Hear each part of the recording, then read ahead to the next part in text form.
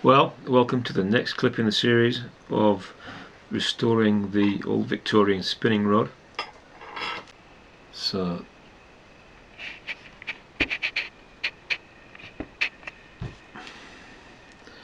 just to show you that. I'm now going to put hard solder onto the two joints.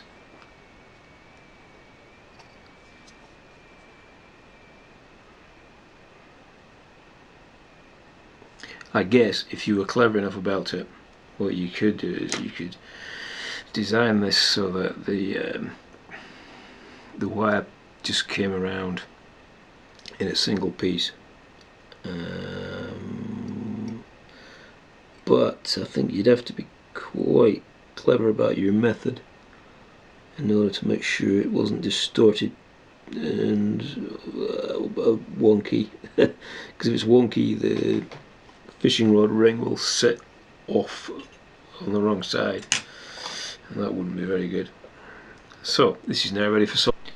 Okay, so now we have the soldered piece, and what I'm now going to do is file a kinch into this so that the two halves of the brass here, like that can fold inwards.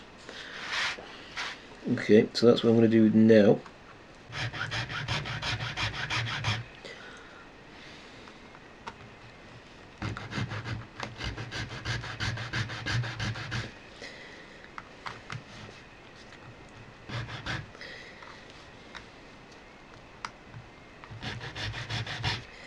Right, so we're there.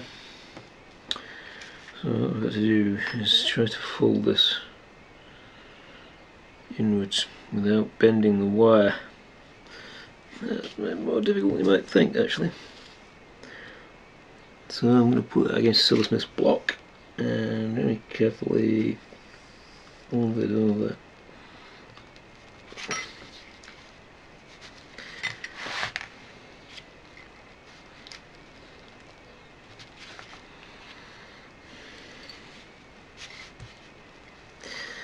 So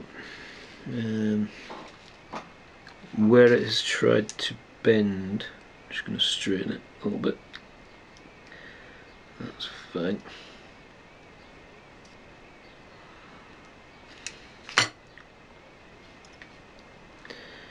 So we're sort of getting there. Not quite there yet. Got that way to go.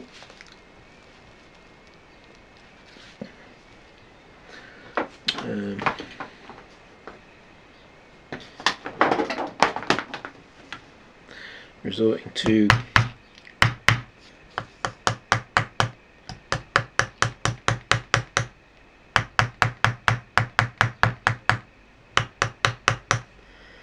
bit of a hammer.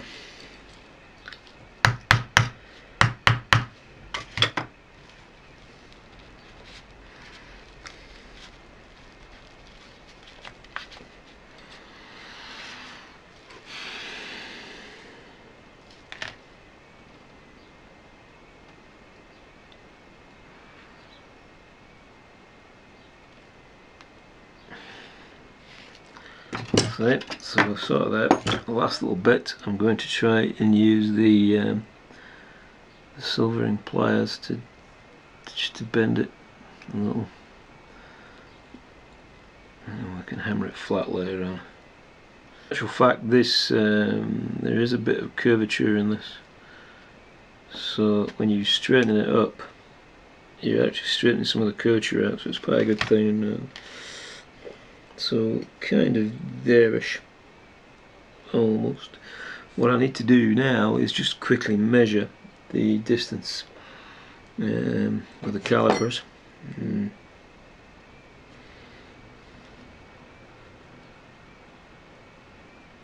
we'll just check that against the ruler and make sure that's a 1 centimetre rise off, which it is actually. It's perfect. Right, so we are essentially there. We're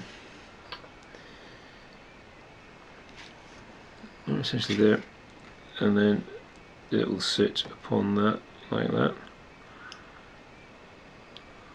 and there'll be a side support too. We haven't quite got to that bit yet. So the next step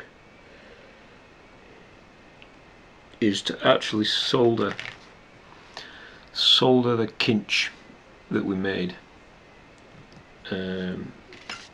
With it'll be a slightly lighter solder, an easy solder, so that it melts a bit quicker.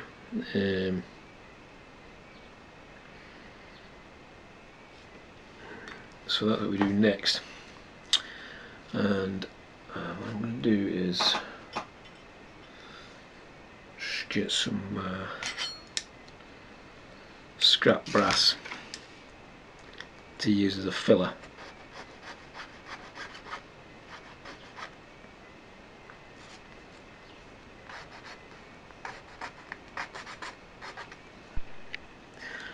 Okay, so we've now soldered the kinches.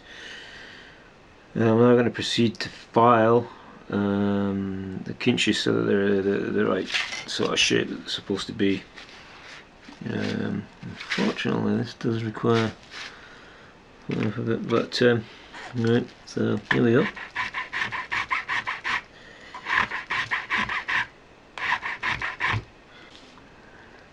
So, and this is to file the inside of the kinch.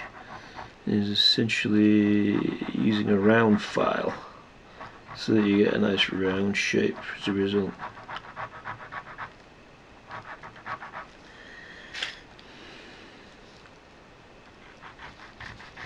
And what you do when you're doing these kind of precision filing jobs is you use the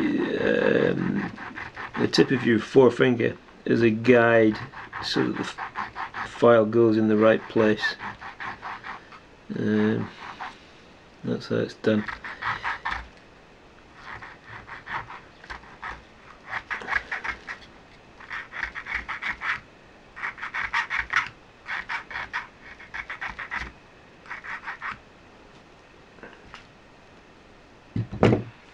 Right, so we're now in a position where we've got quite a nicely filed set of rod rings, set of supports.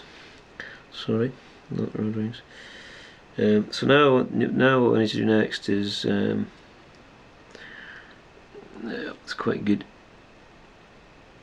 That's quite good. So what to do next is actually match up this with the ring so that it's a nice fit, and then we need to put some flat pieces on the base so that when it fits onto here, you can almost see the complete thing there almost. It's got a nice good strong solder surface, and that will be what we're going to do next.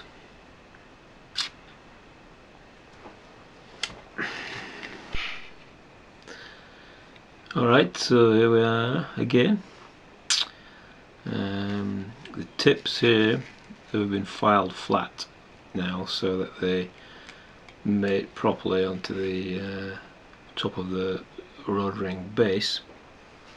What I'm going to do now is mark off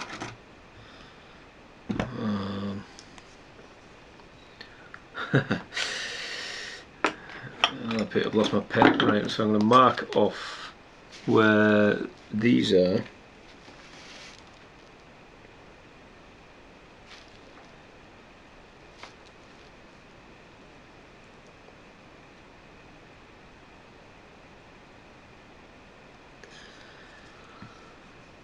Right.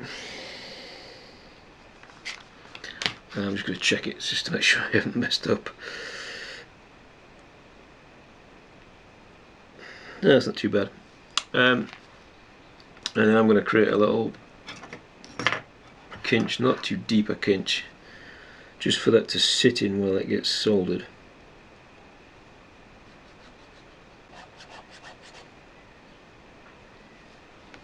Right, a little kinch. for it to click into, which it does very nicely. So that, hopefully that'll partly grip it while it's getting soldered, which is useful. So next, what we'll do, because it creates a bright surface too, so next what we're going to do is we're going to find a piece that goes all the way around. So if you remember from the earlier video, you need to cut this with hardened shears because it's made of iron. Right, okay, this could be fun.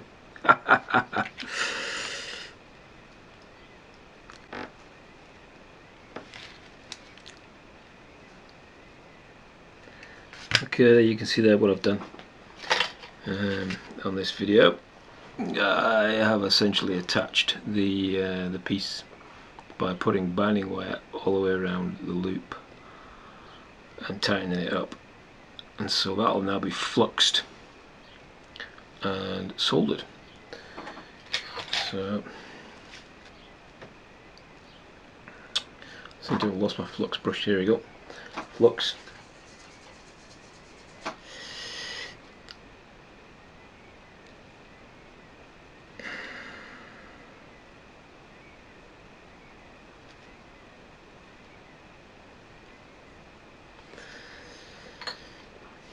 And I'm going to use easy solder on this now, because remember we used hard solder earlier on. When we heat this up, this easy solder will melt much sooner than the hard solder, so the piece will not fall apart, because the easy solder melts at a lower temperature than the hard solder. Now this needs to be quite strong, so I've put quite a lot of solder on that. I wouldn't normally put that much on, but okay.